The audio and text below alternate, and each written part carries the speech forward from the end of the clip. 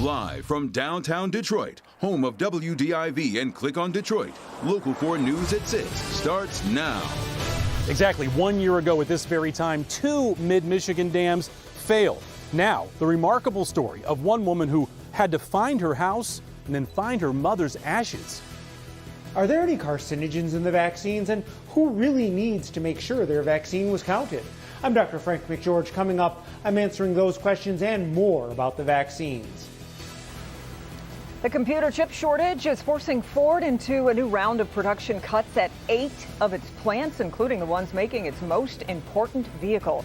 It tops our news at 6. Ford is confirming more unwanted downtime on its assembly lines. Automaker is trying to make the most of whatever semiconductor chips it's been able to get, but that means reduced schedules or weeks off at assembly plants in Flat Rock, Dearborn, Oakville, Chicago, Louisville, Kansas City, and Hermosillo, Mexico. The Dearborn and Kansas City plants make the Ford F-150, Ford's cash cow, of course. If you want to buy a new pickup truck, there isn't much inventory from which to choose either. And if you bought a truck, there's a good chance you'll have to wait to get it. Business Editor Rod Maloney live with this story. Rod, you spoke with someone who's learning just how long that wait can be.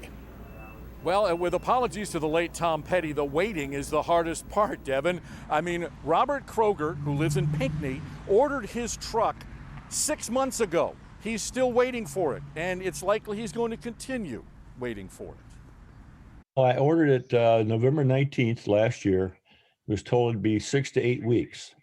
Well, it's been a little over 26 weeks. Robert's a retired school teacher, owns rural acreage that requires a truck, and instead, he knows somewhere out there in a parking lot in Metro Detroit, his new F-150 sits in the sun awaiting a computer chip assembly. I've called a few times and they said, well, there's the chip problem, which I had read about that. Now, Robert admits it was a bad idea to sell his old truck thinking he'd have his new one by now. And as the calendar pages turn on 2021, he's watching for the fall. I mean, the 22s will be out in September. Now, if the chip situation works itself out by then, people like me might say, well, the hell with my 21, I'll get a 22. Now, Robert says, don't get him wrong. He's not angry, but he did write to Ford Chairman Bill Ford. Bill didn't write back, but his community relations department did. It apologized for the delay and offered a Ford gift pack. A mug, it had a hat, it had a key fob and things like this, which is nice. It's very nice. I appreciate that. But what I would appreciate more is a truck, And certainly you know that Ford wants to give him his truck. We reached out to Maxey Ford out in Howell. That's where he bought his vehicle. And they said, look, if anybody's got a computer chip, they're happy to get it thrown in, see if they can deliver the truck. But as it stands right now, without chips, there's nothing they can do. Back to you. Have they got an APB out? Do they have any idea where Robert's truck is at the moment? Well, we've reached out to Ford, and they said, look, they've got the VIN number. They know where he bought it. They're going to look for it. They figure maybe in a day or two they can at least tell us what parking lot it's in, but that doesn't put it in his driveway, which is the real problem here. And there are millions of dollars tied up in this, and it's getting worse, and it's likely to get worse before it gets better. Yeah, so many others just like Robert. All right, Rod. Well, in the coronavirus, we're learning Michigan will soon lift more COVID restrictions. The governor's office says it will ease more restrictions in the coming days or next week. It comes after the CDC changed recommendations for fully vaccinated people. Michigan's plan has been to lift restrictions based on vaccination rate. Right now, 56.8% of people 16 years of age and older have received one or more vaccine dose. Today, the state reports 1,560 new cases and 41 additional deaths. Kroger is joining the list of stores changing its mask policy for vaccinated people. In a statement, Kroger says in part, quote, based on the CDC's science-based guidance and the input of our associates, we are updating our mask policy in a way that balances our values of safety and respect. Starting May 20th, fully vaccinated customers and most fully vaccinated associates no longer need to wear a mask in our facilities. Kroger says it does ask non-vaccinated customers to continue wearing a mask. Albion College announced today COVID-19 vaccines will be required before returning to campus for the fall 2021 semester. That includes all students, faculty, and staff. In a student survey, about 80% of the students have been vaccinated against the virus thus far. Majority of faculty and the staff have also received vaccines. The Archdiocese of Detroit updates its mask guidance for churchgoers. Anyone who is fully vaccinated against the virus no longer need wear a mask inside Catholic churches. Those who have not been fully vaccinated must continue to wear masks and practice social distancing. Each parish is to provide a portion of the church with a size to be determined by the pastor where social distancing and face coverings are consistently maintained. Understandably, everyone has questions as they try to navigate this new world, and he's been answering them since the very beginning of the pandemic. We're talking about our Dr. Frank McGeorge. He's here to help sort all of this out for us. He has a fresh batch of questions submitted through clickondetroit.com. Hi, Doc. Hey, Kim. Yeah, so Dawn writes, I know this question won't be answered, but why are cancer-causing carcinogens used in the vaccine? I feel the public has the right to know. Okay, Dawn, I will actually answer this question because people should know that the vaccines do not contain any carcinogens. You can just add that to the list of social media-fueled myths. Now, here are some more of your questions. Tammy asks, if you didn't get your vaccine at a doctor's office, do I need to register with the CDC to be counted? No. If you are a Michigan resident, your information should be entered by the group that administered your shot into MCR, the Michigan Care Improvement Registry. That's the state's database where all vaccination records are maintained. If you had your shot out of state, you can talk to your doctor or your local health department about having your vaccine record updated. Now, another viewer is wondering, if I got vaccinated in December, should I get it again? I heard about a study that showed Pfizer was effective for only 6 months. The quick answer is no. Studies are being done, but it's not clear yet when or if a booster would be needed. Mary asks, since we need to have both shots to be fully vaccinated, why is the governor's reopening plan based on the first shot plus 2 weeks?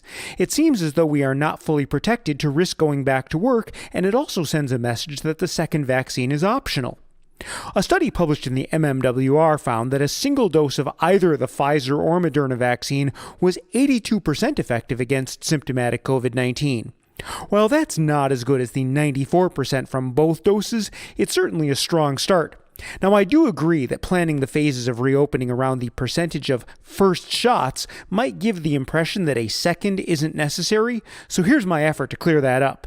The second Pfizer or Moderna shot is very important to get because it boosts and likely extends your protection. Now finally, Ruth asks, should I still be cautious and wear a mask and social distance if I have an autoimmune disease and am taking medication for my chronic condition? Well, Ruth, there is concern that some people with autoimmune diseases may not respond as strongly to the vaccine, and you could be at higher risk even if you're fully vaccinated.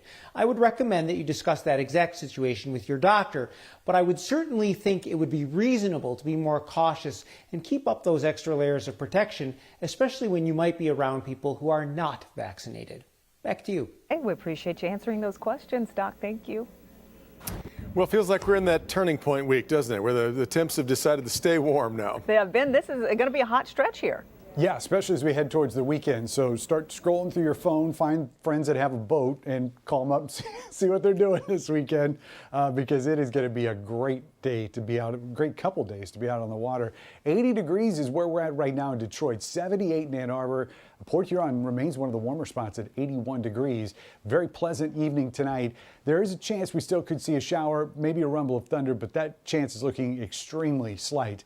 Likely just in the west or south zone if it shows up. Weather stories we go forward, of course, beyond the possibility of that shower tonight, is it's going to feel like July all the way through the weekend, well above what we would typically see in the middle of July for normals. And the better rain chances do exist next week, but we've got a couple to talk about over the weekend on Saturday and Sunday, so we'll time that out for you in a few minutes. Local Forecasters app has the entire 10-day forecast in there, so if you are going to be on the water this weekend, download it now so you've got a way to keep on top of the weather. It's free in your app store by searching WDIV. Guys? All right, Ben, a Roseville man facing a long list of criminal charges now, including child pornography. 20-year-old Nicholas Boris Mariani is facing federal charges, including receiving and possessing child porn.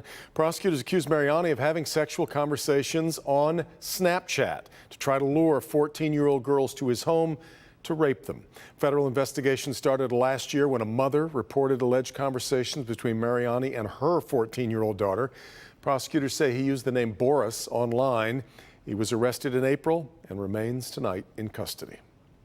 As we mark 1 year since 2 dam failures caused massive flooding in Midland County, we're catching up with some of the people we met when the disaster first happened. And while homes can be rebuilt, one of those people lost something that could never be replaced. Sean Lay is live with what happened next and how things are looking 1 year later. Sean.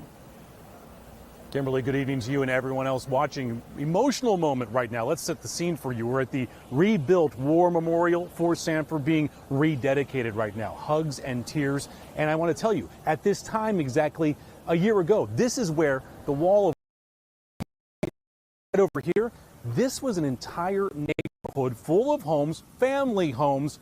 They're all gone. Kathy Parsh lived here. So the driveway was right here. Was a nice concrete slab. When the dams failed 1 year ago, Kathy Parsh was the very last person to make it out of the village of Sanford. If I would have stayed, I would have been toast. There's no doubt. I would have died. 1 year later, she's back at what was 149 South Center Street in Sanford. Kathy's home was right here until the wall of water hit it. It went that way. Yep.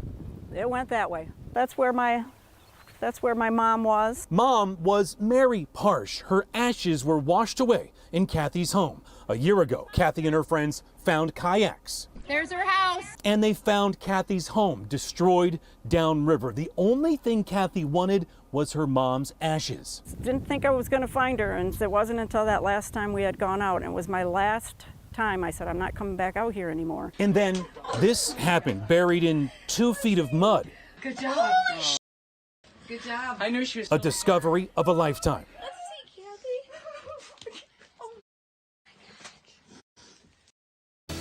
Just remarkable, incredible story there. Sean Lay reporting for us from Midland County. We've got more to come here at 6, including Beyond the Call of Duty. A local police officer called to a grocery store and quietly goes about making someone's day better. The act of kindness he actually doesn't want credit for, but has made his department very proud. Plus, she was fired from her job and charged with crimes in the Flint water crisis. Now she wants her job back and more. That story's next at 6.